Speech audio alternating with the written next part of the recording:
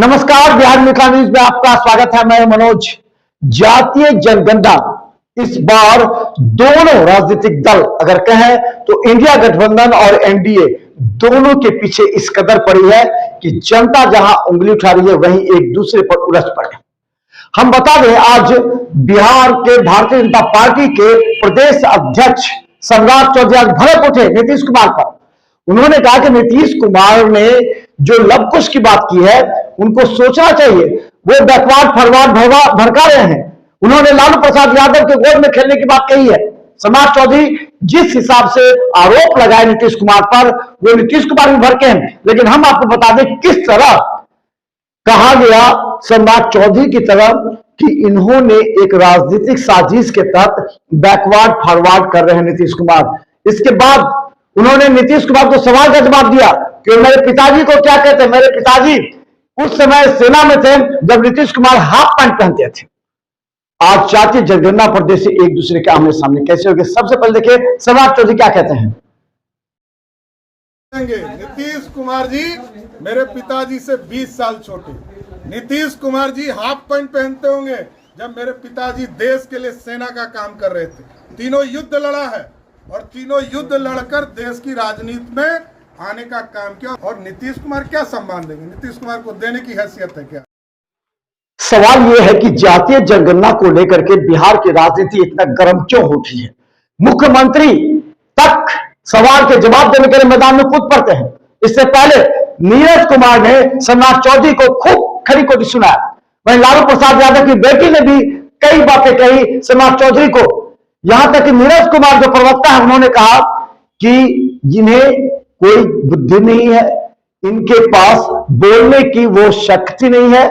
और नीरज कुमार ने तो ऐसा भी कहा कि इनको राजनीतिक ज्ञान नहीं है, सम्राट चौधरी को कहा। लेकिन हम बता दें, इसी बयान पर मुख्यमंत्री नीतीश कुमार से जब सवाल पूछा गया तो भड़क उठे। उन्होंने कहा कि बोलने दीजिए, वो क्या बोलते हैं।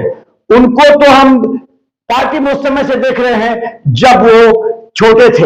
इसके अलावा हम बता दें कि जातीय जनगणना पर नीतीश कुमार ने आरोप लगा दिया भारतीय जनता पार्टी और साथ सम्राट चौधरी पर। यानी कि सम्राट चौधरी पर इस कदर व्यक्तिगत आरोप लगे कि दोनों आमने सामने हो गए। वहीं नीतीश कुमार ने यह भी कहा कि अभी भारतीय जनता पार्टी को इसमें नुकसान हो रहा है। उन्होंने कहा कि सम्राट चौधरी को उतना ज्ञान नहीं है, बोलने की क्षमता नहीं है। वहीं सम्राट चौधरी ने यहां तक कह दिया कि नीतीश कुमार को याद कीजिए ग्राउंड में जब लालू प्रसाद यादव के गुंडों ने उन्हें मारा था। इस तरह बिहार की राजनीति गर्म है। देखिए क्या कहते हैं नीतीश कुमार मुख्यमंत्री। वो कोई साधारण है, उसके बाप को इज्जत कौन दिया? हमने दिया ना। और उसका उमरवा कम था तो उसको कौन बना दिए? एमएलए मंत्री इसके पिताजी बना दिए। और उसके बाद उनको छोड़ करके आया, हम उसको मंत्री कहां बना दिए? और उसको छोड़ करके गया। लेकिन हम बता दें, बात यहीं तक नहीं थमी। जातीय जनगणना को लेकर के हम जातीय जनगणना के वो कार्ड लेकर के पहुंच गए जिसमें 2015 में गवेड़िया जाति को जब 67,000 दिखाया जा रहा था, उसी जनगणना को अभी जब किया गया उस जाति का तो 8,000 दिखाए हैं। वो लेकर के पहुंच गया है। उनका कहना है कि ये पूरी तरह भ्रामक है। जातीय जनगणना नीतीश कुमार और लालू प्रसाद यादव की एक देन है, सोची समझी साजिश है लोगों को जाति में बांटने का। और जो भी आंकड़ा है वो गलत है। चलिए दिखाते हैं।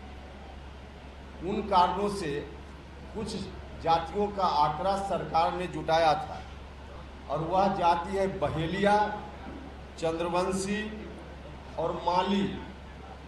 इन 3 जातियों का आंकड़ा सरकार के उसी विभाग ने 2015-16 में जुटाया था। सामान्य प्रशासन विभाग, जिस विभाग ने अभी जातीय सर्वे भी कराने का काम किया है, तो सामान्य प्रशासन विभाग के द्वारा उस समय जो आंकड़ा जुटाया गया उसका विवरण मेरे हाथ में है। उसके अनुसार बहेलिया जाति 2015 में 67,535 इनकी संख्या थी, बहेलिया जाति की 2015 में। और अभी जो आंकड़ा जारी हुआ है उसमें 8,026। अब सरकार ही 2015 में कह रही है उनकी रिपोर्ट के अनुसार कि बहेलिया की संख्या 67,535 और आज सरकार का दूसरा आंकड़ा कह रहा है कि इनकी संख्या 8,026। ठीक उसी तरह से चंद्रवंशी, जिनको कहीं कहीं कहार भी कहा जाता है, इनकी संख्या 2015 में 30,32,800, 2015 में इनकी संख्या 30,32,800 थी। सरकार का ही एक आंकड़ा कह रहा है, और अभी का आंकड़ा सरकार का है 21,55,644। 9 लाख इतने ही दिनों में इनकी संख्या कम कैसे हो गई। अब मालाकार, जो तीसरी जात है मालाकार, इनकी संख्या 2016 में सरकार का ही आंकड़ा है 13,15,665, 13,15,465, और अभी है इनकी संख्या 3,49,285। अब बताइए 2016 और अभी 2023 मालाकार की संख्या उस वक्त से अभी 10 लाख कम कैसे हो गई। तो यह तो सरकारी आंकड़ा है उस वक्त का और आज का। अब इसके बीच क्या अंतर, क्यों इस तरह का है, सरकार को जवाब देना चाहिए। अब जातीय जनगणना पर बोलने की बारी तो एक व्यक्ति की है, वह जन स्वराज की। जन स्वराज पार्टी के जो नेता हैं, उन्होंने साफ शब्दों में कहा कि लालू प्रसाद यादव ने एक साजिश के तहत जातियों को बांटा है। इसके अलावा देखिए कितना बड़ा आरोप उन्होंने लगाया। उन्होंने कहा कि 25-30 वर्षों से पिछड़ों की सरकार है, पिछड़े नेता हैं, तो आखिर पिछड़ों का विकास नहीं होने की बात कह रहे हैं, तो इसमें वो अपनी गलती मान लें। लालू प्रसाद यादव, नीतीश कुमार कहें कि हमने पिछड़ों का विकास नहीं किया है, इसलिए आज पिछड़े हैं। सवाल उन्होंने ये भी उठाया कि आखिर इन पिछड़ों का या यादवों का नेता एक ही परिवार से क्यों है। उन्होंने कहा कि अलग अलग जो जाति के आंकड़ा प्रस्तुत किए हैं वो पिछड़े हुए लोग हैं, उनको ऊपर बढ़ाने के लिए नीतीश कुमार, लालू प्रसाद ने क्या किया। देखिए क्या कहते हैं नेता जन स्वराज पार्टी। कोई असर नहीं होगा, इसको बोल्ड में लिख लीजिए। पत्रकारों को ये आपको चूंकि रिपोर्टिंग करनी है, जो राजनीतिक व्यक्ति है उसको बैठ के चर्चा करनी है। सर्वे आ गया, अब लॉजिकल 2 सवाल पूछने की बात है। भाई, जिन वर्गों की संख्या ज्यादा है उनको हक देने की बात है, भागीदारी देने की बात है, तो उनकी भागीदारी पर कौन बैठा हुआ है। तेजस्वी यादव जी को अपने 2-3 विभाग छोड़कर जिन वर्गों की संख्या ज्यादा आई है उनको देना चाहिए। नीतीश कुमार को अपने सरकार में और ऐसे विधायकों को, मंत्रियों को शामिल करना चाहिए जो उन वर्गों से आते हैं जिनका प्रतिनिधित्व और संख्या ज्यादा होने की नीतीश कुमार और लालू यादव बात कर रहे हैं। कौन बैठा है सत्ता में, किसको भागीदारी देनी है। भाई, सत्ता में पिछले 32 वर्ष से लालू जी और नीतीश जी बैठे हैं, तो अगर किसी वर्ग को भागीदारी नहीं मिली तब तो वो खुद स्वीकार कर रहे हैं कि वो हक इन दोनों लोगों ने ही मारा है। आज बिहार सरकार का बजट है 2,46,000 करोड़। आप जरा बताइए, अति पिछड़ा समाज के कितने जो 36% की।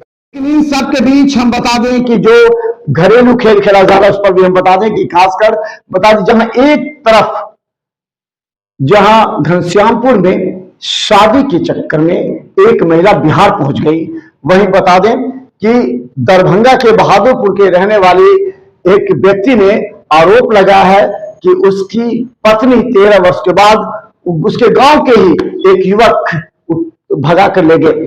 2 बच्चे हैं उनके, दर-दर की ठोकरें खा रहे हैं बहादुरपुर थाना से लेकर के आईजी कार्यालय तक, लेकिन अभी तक उसकी पति का कोई पता नहीं लगता। देखिए एक रिपोर्ट। अब ये मामला भी काफी गंभीर है। कहा जाता है कि बहादुरपुर के छिपलिया के रहने वाले मनोज कुमार पासवान, जिनकी शादी 2010 में हुई थी, उनके एक 10 वर्ष की लड़की और 7 वर्ष का लड़का है, लेकिन उसकी पत्नी का अवैध संबंध उसके गांव के ही कालीकांत यादव के साथ था, जो कि उसके ससुराल अठीम का निवासी है। लेकिन दोनों बच्चों को छोड़कर पत्नी उस कालीकांत यादव के साथ भाग गई, जिसके लिए दर-दर की ठोकरें खाता हुआ पति बहादुरपुर थाना की गुहार लगा रहा है। थाना पर आए हुए हैं, 3 तारीख का मामला है। हमारे गैर मौजूदगी में मेरी पत्नी बच्चा को स्कूल छोड़ता है, उसके बाद स्कूल लेने के लिए नहीं जाती है। फिर स्कूल सेंट्रल पब्लिक स्कूल के डायरेक्टर सर हमारे रूम पर जाते हैं बच्चा को छोड़ने के लिए, और जब हमको पता चलता है कि मेरी पत्नी नहीं गई बच्चा को लाने के लिए, तो हम भावुक हो गए। फिर हम उसके नंबर पर कॉल करते रहे, कोई फ़ोन नहीं लगा। लगने के बाद हम उसके रिश्तेदारी में पता किए तो कहीं भी नहीं मिला। उसके बाद 4-5 दिन तक वे इंतज़ार किए उसका। फिर पता चला कि फ़ोटो वायरल करके और यहाँ से दरभंगा से अपने प्रेमी के साथ वो फरार हो गई। रूम में कुछ कैश पड़े हुए थे, वो भी लेकर के चली गई। ज़मीन खरीदने के लिए कुछ पैसे रखे हुए थे और स्कूल का फीस ये सब जमा करने के लिए पैसे वैसे दिए थे, तो सारे पैसे लेकर तो लगातार हम आपको बिहार के उन तमाम उबलती हुई खबरों को दिखाएंगे जिसका आपके राजनीतिक जो इतिहास है उसको भी आप पलटेंगे तो पता लगेगा कि बिहार की राजनीति में जातीय जनगणना कितनी अहम भूमिका निभा सकती है। क्या वोट बैंक को तोड़ेगी? क्या हिंदू मुस्लिम को एक करने से यह जातीय जनगणना रोकेगी? सवाल यह है कि इस बार मोदी को वोट देने के लिए जितने लोग एकत्रित हुए हैं उसकी जाति को खंड खंड करना इंडिया गठबंधन है उसका एक उद्देश्य है, जिसका असर भी दिखता है। भारतीय जनता पार्टी घबरा रही है। अभी 5 राज्यों में चुनाव है, लेकिन क्या उसके नतीजों से क्या लोकसभा के चुनाव प्रभावित हो सकते हैं? हम बता दें कि निश्चित तौर पर इस बार बिहार में बड़ा घमासान होने वाला है, क्योंकि अमित शाह 5 नवंबर को संभावित है कि वो मुजफ्फरपुर का दौरा करेंगे। इससे पहले 2015 में वो आए थे, तो फिर एक बार अभी कुछ दिन पहले शाहजहांपुर आए थे अमित शाह। तो 5 नवंबर को होने वाले अमित शाह के आगमन से पहले ये 40 की 40 सीट जो भारतीय जनता पार्टी जीत सकती है। और खासकर बता दें, भारतीय जनता पार्टी ने उन सीटों पर जो जदयू जीत चुकी है उन सीटों पर मंथन करना प्रारंभ कर दिया कि कौन से उम्मीदवार 100% जीत हासिल करा सकते हैं। उसका ब्यौरा सीधे अमित शाह को सौंपा जाएगा। देखिए रिपोर्ट, और इसके बाद मिलेंगे हम फिर अगले दिन। धन्यवाद। बिहार मिल्खा न्यूज को यूट्यूब सब्सक्राइब कीजिए और हमारे डिजिटल पेपर को भी धन्यवाद।